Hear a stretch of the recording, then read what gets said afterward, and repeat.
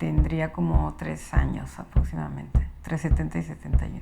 En los 70 yo estudiaba en la primaria, un colegio de monjas. Tengo 10, 11 años con mi mascota. Yo nací en Guadalajara y viví ahí hasta después de que terminé la universidad. Yo jugaba básquetbol, iba al CCH, incursionaba en el mundo lésbico.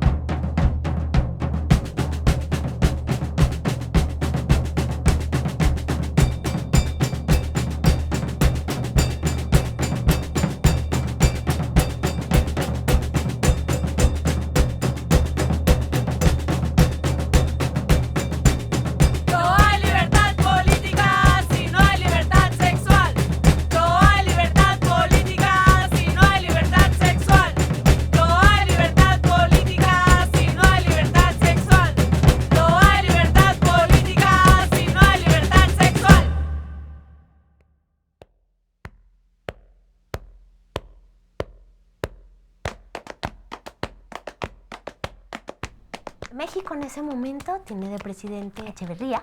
Está justamente intentando que México pues ingrese, esté formando parte de los tratados internacionales, y uno de los aspectos en ese momento que empieza a ser parte de la agenda pública es precisamente la problemática que viven las mujeres, en tanto a la violencia doméstica, en tanto a ir evidenciando la desigualdad, la inequidad en la que se vive. El término lesbianismo pues era más visto desde un diagnóstico, más desde una enfermedad. Son mujeres invertidas, son prohombres, es raro, es diferente, es peligroso. No se permitía como que hubiera en un espacio público que pudieran estarse reuniendo las personas que fueran homosexuales.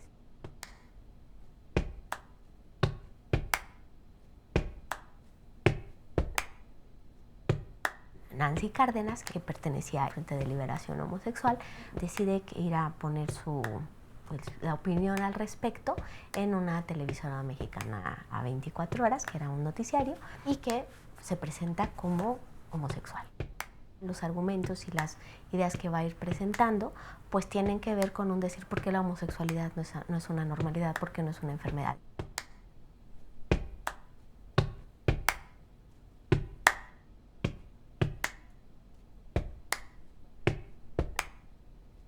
Ella tuvo una visión muy importante para ser la primera mujer que diera la cara, la primera persona incluso, que diera la cara pública en la televisión nacional. Fue un parteaguas porque había declarado en un programa a nivel nacional y con una gran audiencia. Nancy fue una impulsora muy importante del movimiento lésbico. Inspiradora, ¿no? Porque no es nada fácil, y menos ser de las primeras personas que lo hacen. Ella abrió las puertas de su casa para que ese fuera un espacio de reflexión, de discusión, de reunión para lesbianas. Entonces entramos a la casa de Nancy Cárdenas, que era jardín, y había alberca, y estaban algunas mujeres. En ese momento no había recursos, no había la posibilidad de formar agrupaciones, y Nancy ofreció esa oportunidad. Escuché a mujeres lesbianas hablando de feminismo y hablando de política. Y yo no podía creerlo porque era todo lo que buscaba.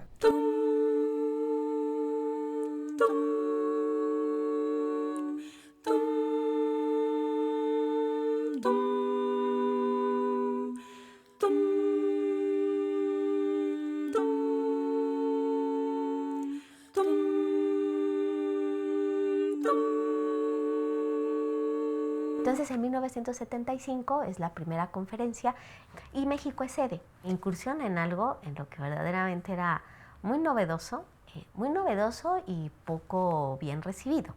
Mujeres que se presentan proclamando y hablando sobre los derechos que deberían de tener las mujeres. Quienes vienen son pues todas estas feministas de otros países, van a estar también feministas mexicanas. Y justamente va a surgir como el tema desde las mujeres lesbianas extranjeras que dicen, no hay aquí la palabra de lesbianas mexicanas. Y lo seguí por las noticias de la presencia de Nancy Cárdenas en esta conferencia y sus palabras y sus intervenciones.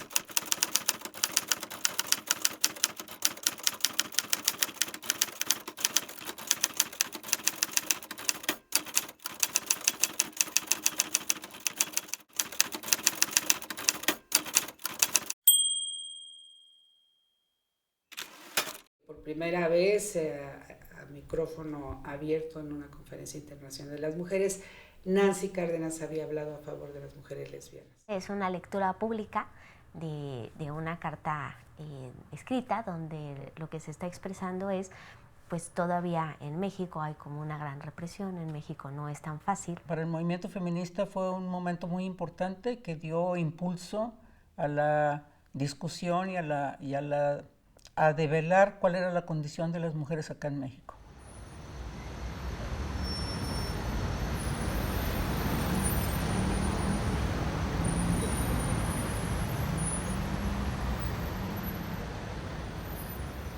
Se perseguía. Corrías un gran riesgo solo por el hecho de que vieran que te tomaras de la mano o te abrazaras un tiempo un poquito más largo de lo permitido. No solamente en la vía pública, nos arrestaban en todas partes y solamente era por apariencia. Podías ser linchada casi si te veían dando un beso, ¿no?, a otra chica. Éramos manfloras, machorras, hombrecitos, a los hombres homosexuales, mariposones, lilos. La policía te podía detener y extorsionar, decir, bueno, vamos a ir a su casa, vamos a ir la voy a acompañar hasta su casa para que sus papás sepan por qué la detuvimos o cosa por el estilo. Y muchas veces ni siquiera había un denunciante. Era simplemente porque al policía no le parecía. Entonces ahí pues tienes que pagar para que no te acompañen, que te dejen libre. Llegaban a los bares y allanaban los lugares. Hacían redadas. Exhibían a las personas en el momento en que las personas trataban de salir o que los detenían por faltas a la moral. Y en un país con una cultura machista, pues todo puede pasar. Siempre en nota roja y siempre involucrados en o haber sido asesinados o culpándonos de escándalo. Una falta administrativa que contemplaba ese término y que la policía se amparaba en eso para extorsionar y sancionar a las personas.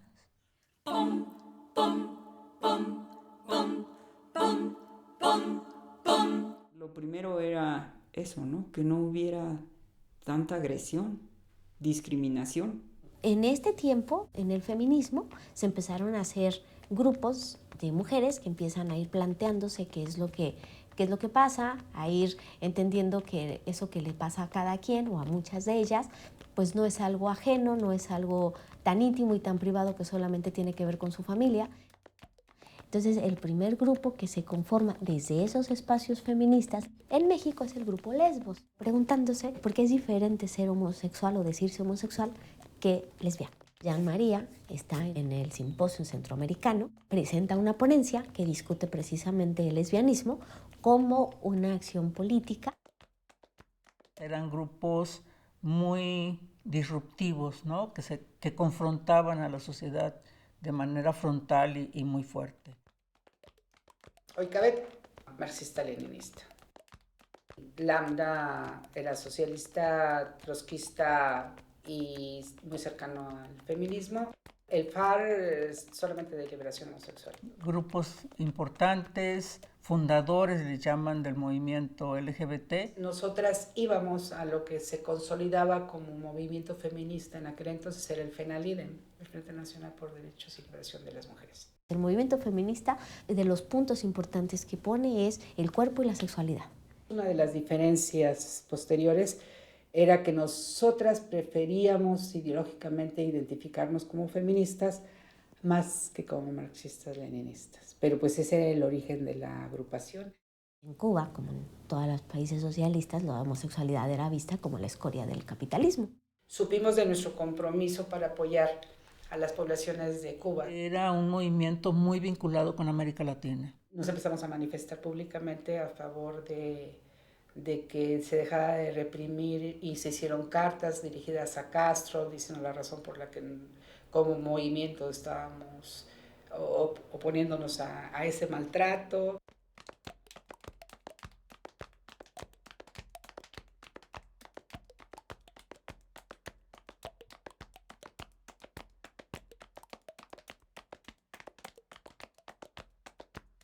se empieza a generar todo este asunto de movimiento, porque iba a haber una marcha. Las primeras marchas de orgullo, La participación era de muy pocos. Por lo primero que se reúnen es porque ya no los estén deteniendo, por no a las racias y por no a esa detención y esa sanción de no poder estar en la calle. Porque a lo mejor a los alrededores, según me cuentan, pues que había muchos, ¿no? Pero escondidos atrás del arbolito y la florecita. La exposición pública en aquel entonces de las mujeres lesbianas afuera de su puerta de casa era muy complicada. Tenían muchísimo miedo. Falta más verdad callando nuestra sociedad, hoy vive la desigualdad, nos dirigirá en silencio. Años de luchar es mi derecho a reclamar ante el desprecio de unos cuantos de por la igualdad. Agarramos como un activismo de estar presentes en donde las causas fueran aquellas que en el futuro conquistadas iban a repercutir en beneficio de todos los sectores de la población. como una mezcla social muy importante, un movimiento social muy importante con aliados muy fuertes. Vinculándonos con los movimientos en ese momento para nosotros garantizar que cuando triunfáramos culturalmente después no iba a haber un desconocimiento de nuestra participación.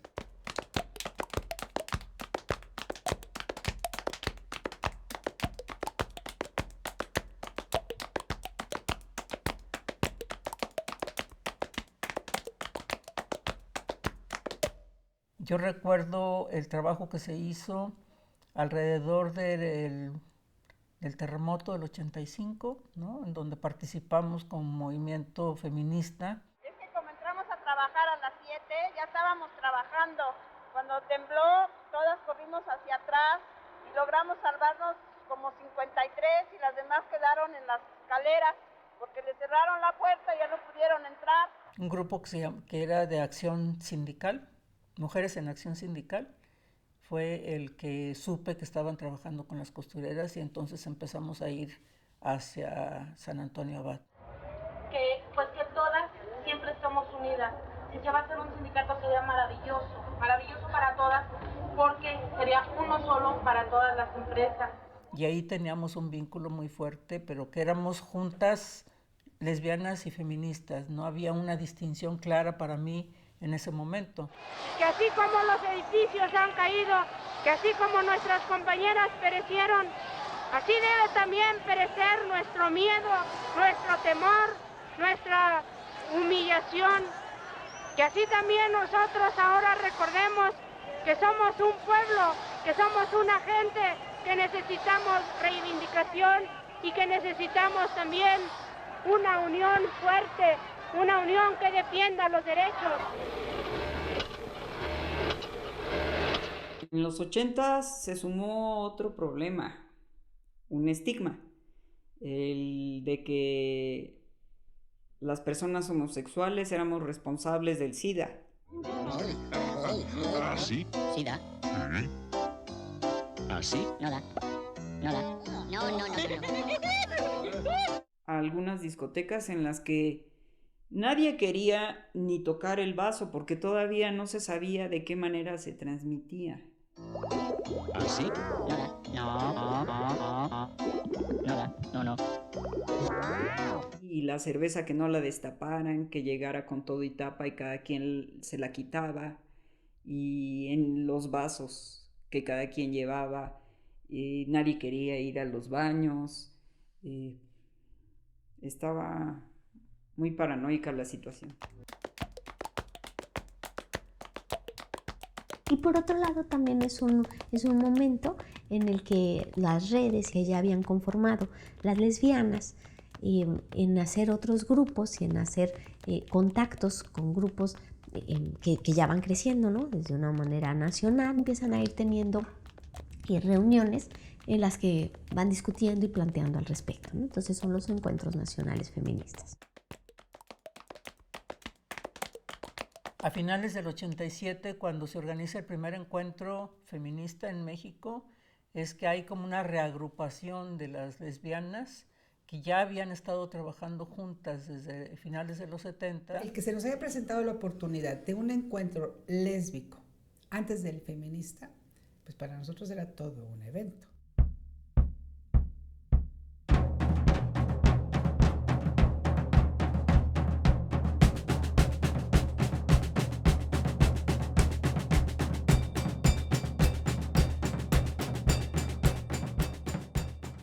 Estábamos rompiendo nuestras propias barreras. O sea, era increíble ver y conocer la historia de Perú, como ver y conocer la historia de las chicanas. Al principio se continuaron esos encuentros de manera paralela con el encuentro feminista.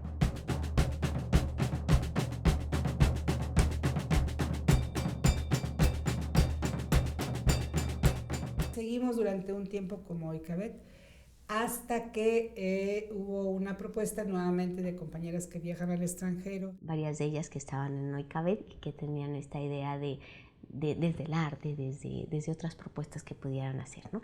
Entonces surge la idea del Closet de Sor Juana, entran en un proyecto, lo pensaban primero como una revista. Patria fue nombrada candidata a diputada en 1991 por el movimiento feminista. Preguntándole a la gente, a las mujeres, qué era lo que necesitaban, decían que sí, estaba bien una revista, pero que era muy importante contar con un lugar. Desafortunadamente Patria no salió electa en ese año, pero después de que terminó la campaña, pues nos seguimos reuniendo precisamente para pensar, ¿y ahora qué hacemos? Empezamos trabajando en un lugar que se llama Jabalí, que era una cafetería, un restaurante. Empezamos a buscar un espacio en donde pudiéramos tener un libre acceso para todas las personas.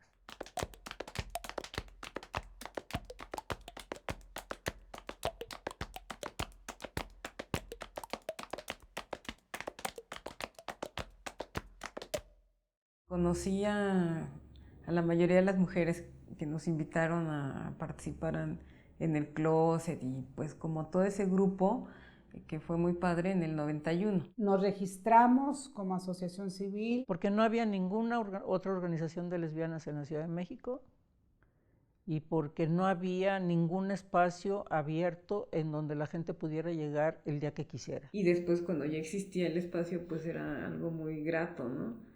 Ver que pues se conocían las personas, que se expresaban pues como ellas querían, sin una restricción.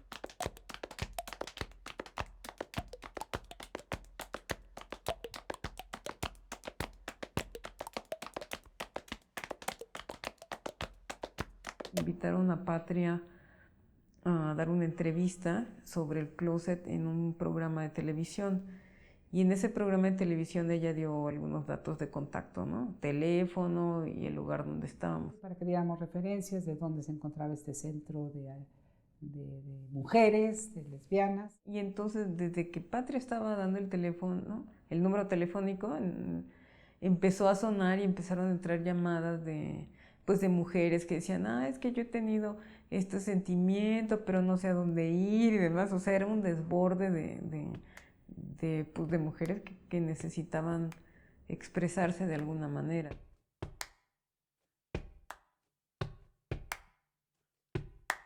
De regreso de la conferencia de ILGA es que empezamos ya a buscar dónde podríamos realizar, dónde podríamos tener el espacio de reunión del Closet de Sor Juana. Hicimos el compromiso de las mujeres que ya nos estábamos consolidando como asociación, el aportar todas una cantidad de dinero para alquilar una casa. Y esta la alquilamos en General Anaya, la calle, en la delegación Coyoacán, cerca de División del Norte, la primera casa del Closet de Sor Juana. Los viernes se ocupaban para hacer una actividad cultural. Había lectura de poesía o alguien cantaba, ¿no? Y el sábado había taller en la tarde, un grupo de reflexión, porque adoptamos como principio una filosofía feminista, una metodología feminista, y entonces lo que hacíamos es que el sábado en la tarde había un grupo de reflexión en torno a nuestra condición, y después del grupo de reflexión había una fiesta. Aparte de las fiestas y los talleres estaba el cine debate, que se hacía una vez a la semana. El lugar quedó pequeño y además ya empezaba el rumor en la colonia, bueno, en las calles aledañas, de ¿qué es eso? Los vecinos, sobre todo las personas del taller mecánico de enfrente, empezaron a agredir a la gente que llegaba. Van a irse mudando en varias ocasiones. El cambio de lugares obedece a la no aceptación de los vecinos. Llegaban las mujeres desde los 14 años hasta la edad que te guste, de todas las clases sociales, además también eso es importante. Para todas las que formamos parte de la agrupación y quienes asistían a estos lugares, fue un remanso, ¿no?, para poderse encontrar y para poder construir su propia identidad. En el camino, de los puntos importantes de las acciones que va haciendo el Closet de Sor Juana, pues va a ser justamente la vinculación de manera internacional. Pero era evidente que había una mirada sobre nuestro quehacer, ¿no? La presencia internacional que teníamos, o sea, realmente el Closet se fue convirtiendo en una linterna, vamos a decir, con una luz propia, ¿no?, a la que se volteaba a ver. Y finalmente en el Closet de Sor Juana se estabiliza en Xola. Y eso es porque el acuerdo que hacemos con la gente del partido del PRT tenía un edificio muy grande, subutilizado, y podían rentarnos. Y bueno, ahí nos sentíamos entre camaradas. Y es justo cuando ya estamos en Xola, cuando Patria está tratando de resolver la situación económica del Closet, y entonces con su salario de diputada ella adquiere las Virreinas. Después yo estuve al frente de este espacio que tenía el Closet de Sor Juana, que se llamó Las Virreinas, que es una cafetería para mujeres. Y era un espacio también de encuentro muy importante para las lesbianas. Era un espacio, digamos que abierto, o sea, no había que tocar para entrar, pero sí se tenía cierto control, ¿no? Porque era un espacio exclusivo para mujeres, los hombres no podían entrar. Porque ya sabemos que no hay espacios propios para lesbianas, donde puedes tomarte un café con un pastel y más tarde tomarte una cerveza, o ir a cantar a alguien, o el fin de semana bailar, ¿no? Entonces, creo que también cumplió un papel muy importante, pero desafortunadamente no cumplió su objetivo. Dio más trabajo y requirió de más recursos, ¿no?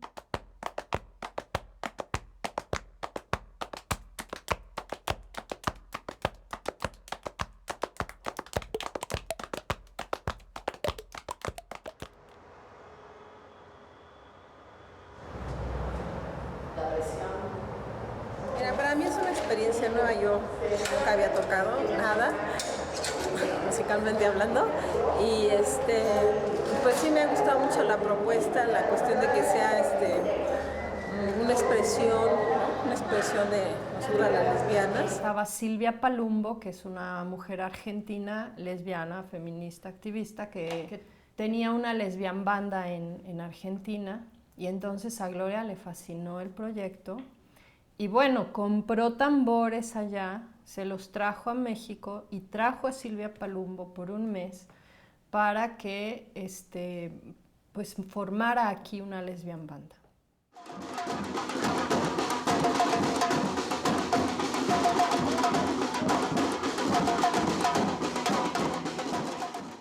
A mí lo que más me interesa es la banda como una herramienta de activismo, ¿no? Creo que realmente es algo que empodera a las mujeres, ¿no? O sea, estar con tu tambor y eso, me imagino, ya en la calle va a ser una experiencia diferente, pero yo creo que lo que te da es, claro, que visibilidad y empoderamiento, ¿no?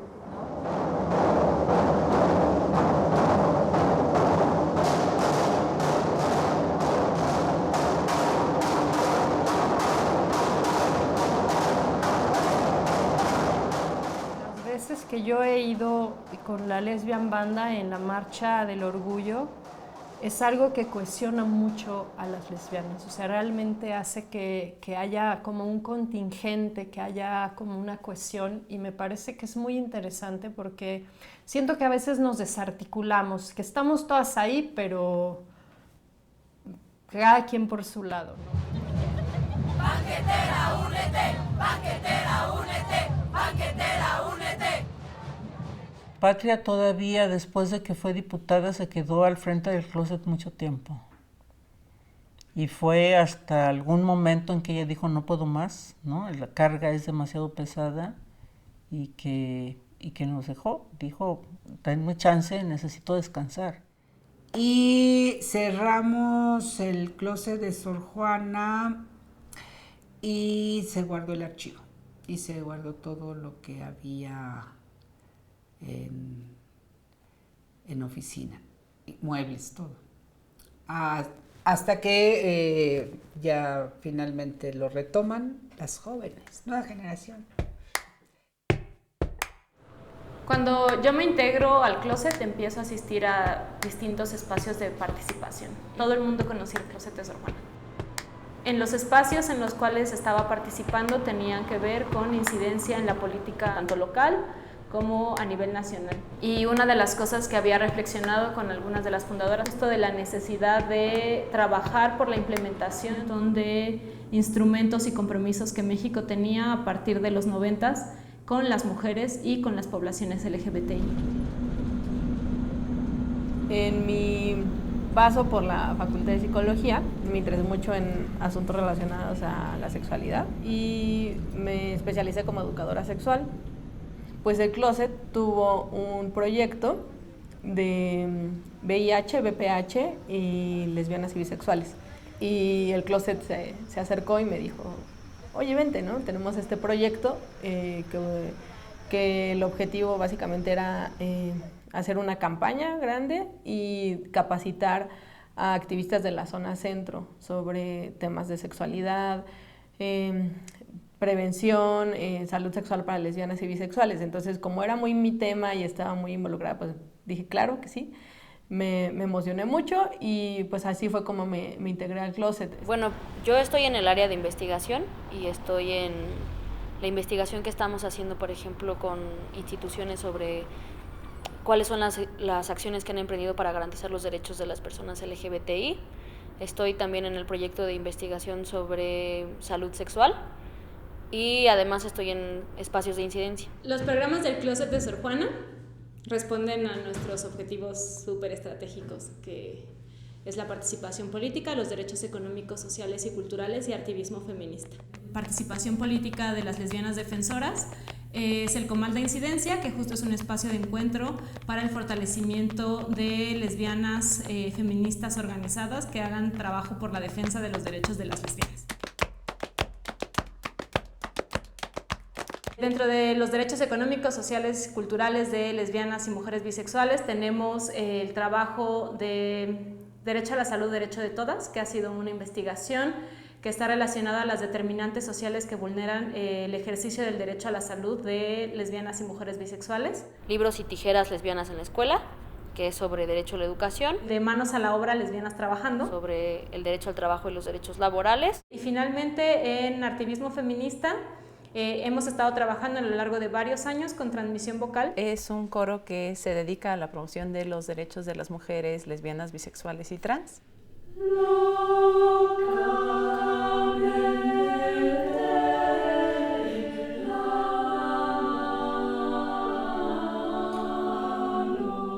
Funciona en un sentido de formación, tanto musical como de canto, como de derechos humanos, o sea, no solo es para las personas que van a escuchar el coro, sino es para el coro mismo.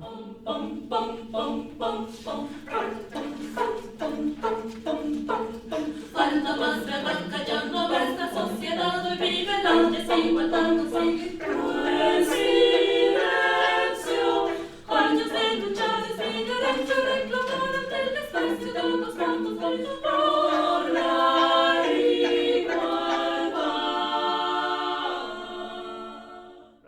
Es algo que a mí me ha hecho verme de otra manera, que a mí me ha hecho querer ponerme a la altura de poder estar facilitando el proceso de estas grandes mujeres. Hemos recreado y que hemos retomado algunos elementos importantes de ese viejo closet, por así decirlo. Consideramos la elaboración del propio documental del closet de Sor Juana como una estrategia de activismo feminista, pues, ¿no? O sea, como de recuperación de memoria histórica. Seguimos retomando esto de dar muchos talleres, entrevistas, conferencias, y pues algunos de los lugares pues hemos ido a Hemos estado en Guadalajara, en Puebla, en Querétaro. Estamos proponiendo investigar en la Ciudad de México y también hacer una plataforma en línea para poder realizar la investigación en otras entidades federativas y pues más bien hemos hecho alianzas, ¿no? Y tenemos así participación colaborativa en otros espacios, pero principalmente es en la Ciudad de México. Es una apuesta por nosotras y por eso estoy aquí.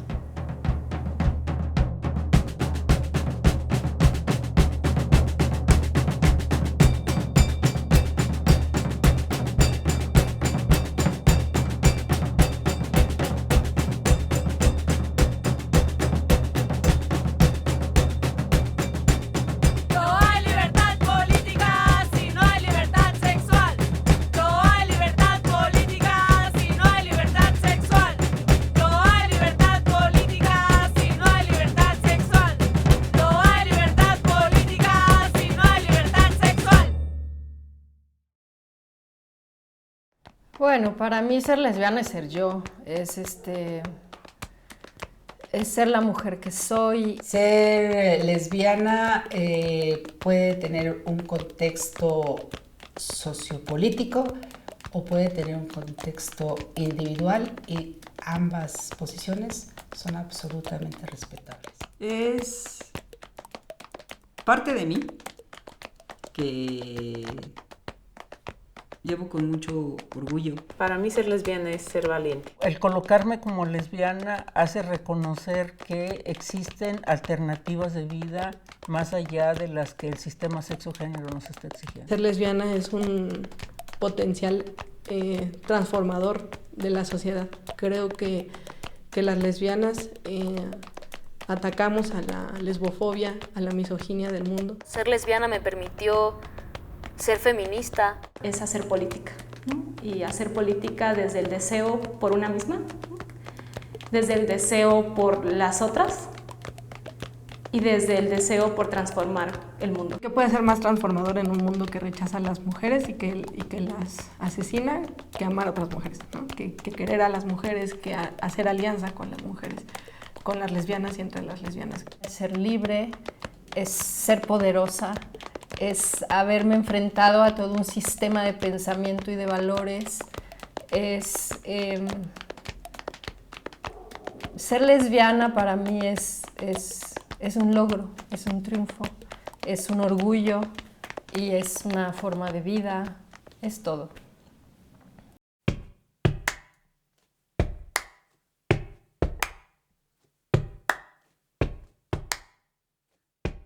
Uno a uno mis recuerdos me sonríen, se aseguran de que no pueda olvidar, que no importa cuánto estuve en silencio, hoy mi canto simplemente viajará. Uno a uno mis recuerdos me sonríen, se aseguran de que no pueda olvidar,